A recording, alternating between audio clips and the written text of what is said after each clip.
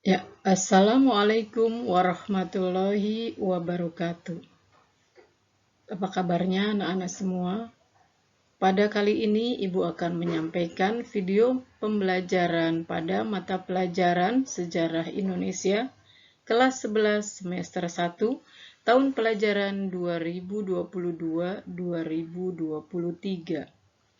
Pada kesempatan Ibu akan menyampaikan sistem tanam paksa Belanda di Indonesia. Ya, perkenalkan nama Ibu Lili Indraningsih, pengajar di SMA Negeri 1 Tambun Selatan. Materi yang akan Ibu sampaikan yaitu mengenai kultur stelsel atau dikenal juga dengan sistem tanam paksa.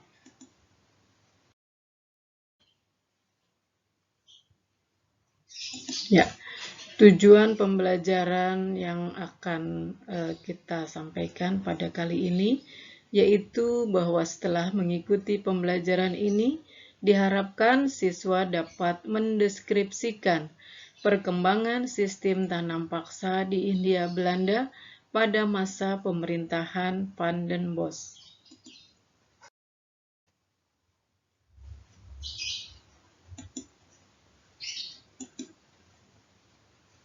Ya, materi pembelajarannya yaitu mengenai sistem tanam paksa.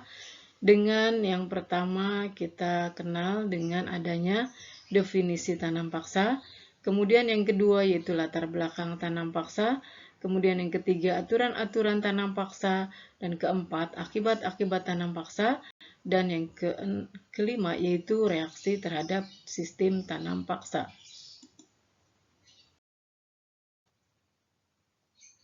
Ya, apa itu definisi tanam paksa? Definisi tanam paksa yaitu dikenal juga dengan istilah kultur stelsel adalah kewajiban kepada rakyat Jawa untuk menanam tanaman ekspor yang laku dijual di Eropa. Nah, tanam paksa ini diterapkan pada masa Gubernur Van den Bosch.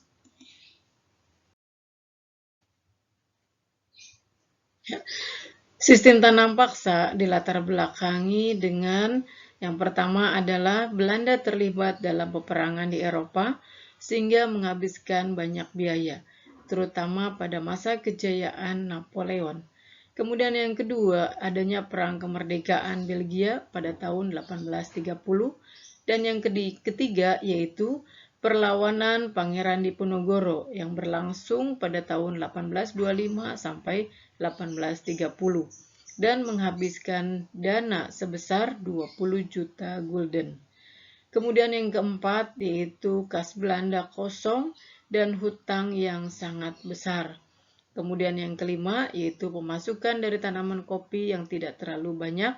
Dan yang keenam adalah kegagalan atas gagasan liberalis pada tahun 1816-1830.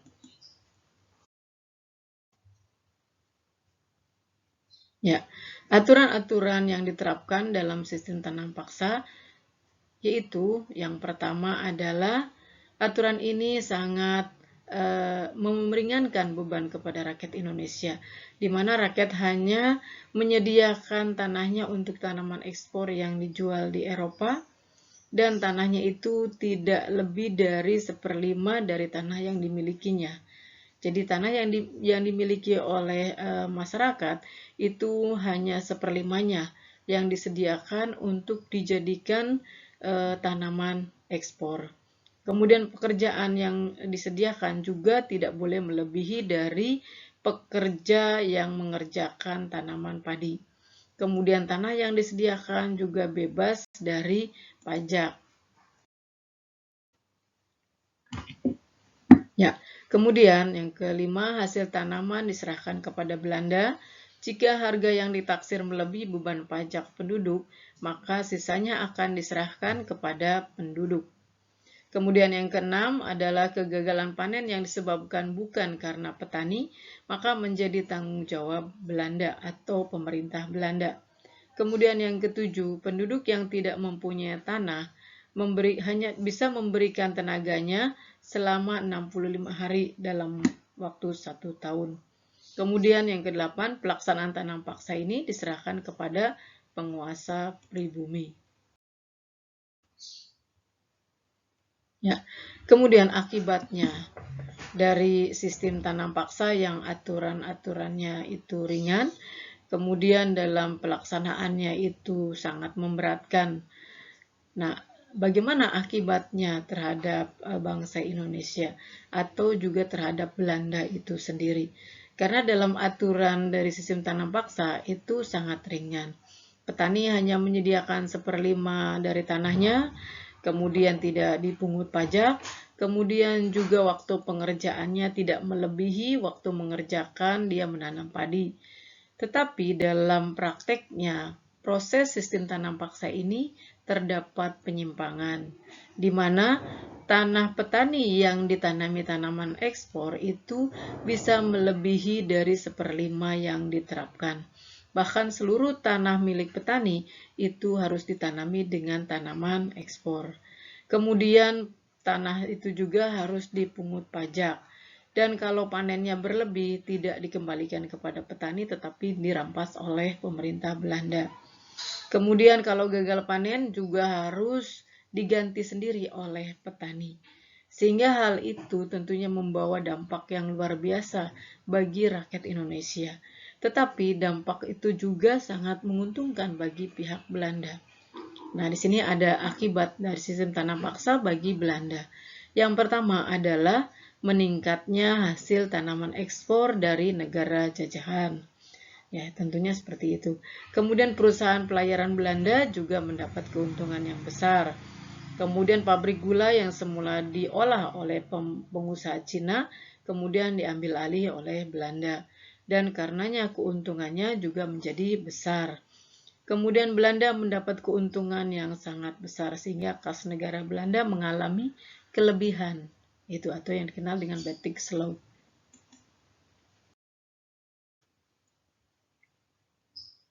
Ya. Nah, selain itu keuntungan untuk Belanda, tetapi bagaimana untuk Indonesia? Apakah ada keuntungannya atau akibat buruknya? Ya.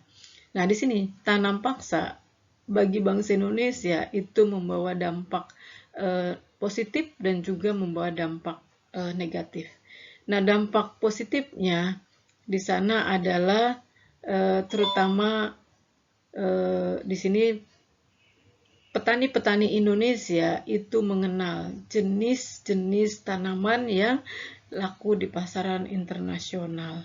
Atau petani Indonesia mengenal jenis-jenis tanaman ekspor. Kemudian juga petani Indonesia mengenal cara teknik menanam gitu. Ya, sehingga menghasilkan hasil panen yang cukup banyak. Dan selain ada dampak positif juga tentunya ada dampak negatif yang sangat luar biasa sekali dirasakan oleh rakyat Indonesia. Yaitu di sana adalah bangsa Indonesia mengalami kemiskinan yang luar biasa, penderitaan fisik dan mental yang berkepanjangan, kemudian beban pajak yang cukup berat, ya.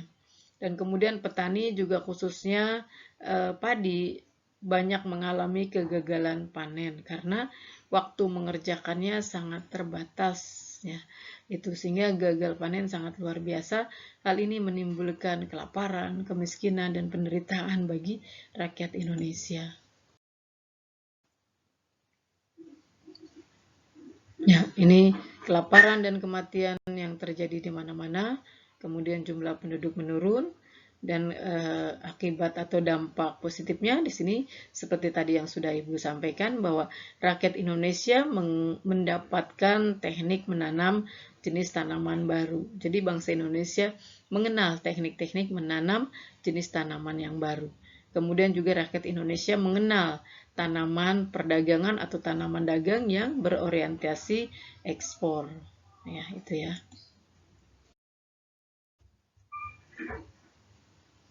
Ya. Nah, kemudian bagaimana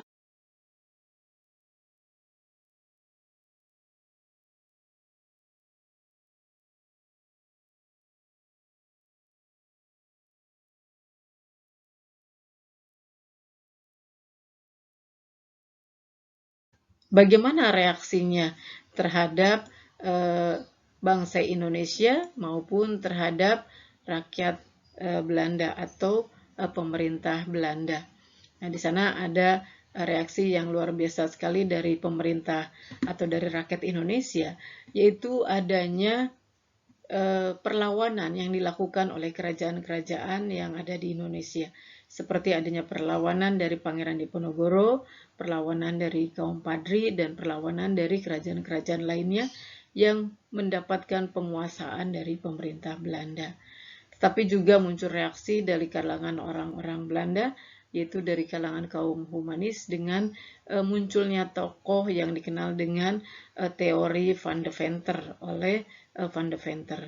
Di sana dengan teorinya dikenal dengan nama politik etis, yang berisi atau isi dari politik etis adalah irigasi, kemudian pendidikan atau edukasi, dan juga transmigrasi. Hal itu dilakukan oleh pemerintah Belanda sebagai usaha balas budi kepada kebaikan bangsa Indonesia yang telah banyak memberikan keuntungan yang besar untuk pemerintah Belanda. Ya, itu ya, materi mengenai tanam paksa yang membawa dampak luar biasa bagi bangsa Indonesia dan juga dampak yang luar biasa sekali bagi perubahan nasib bangsa Indonesia. Ya. Kemudian kesimpulannya adalah dengan adanya sistem tanam paksa, rakyat Indonesia menjadi sangat menderita, baik dari segi mental maupun psikis. Namun, walaupun sedikit, ada manfaat yang dapat diambil oleh bangsa Indonesia, yaitu apa? Bangsa Indonesia dapat mengenal jenis-jenis tanaman ekspor, dan bagi Belanda itu tentunya membawa dampak yang luar biasa, bahwa Belanda kemudian muncul sebagai negara yang kaya karena hasil jarahannya dari bumi pertiwi Indonesia. Ya, itu yang bisa Ibu sampaikan pada video pembelajaran kali ini. Semoga bermanfaat dan tentunya membawa informasi atau pengetahuan untuk kalian semua. Terima kasih atas perhatiannya. Assalamualaikum warahmatullahi wabarakatuh.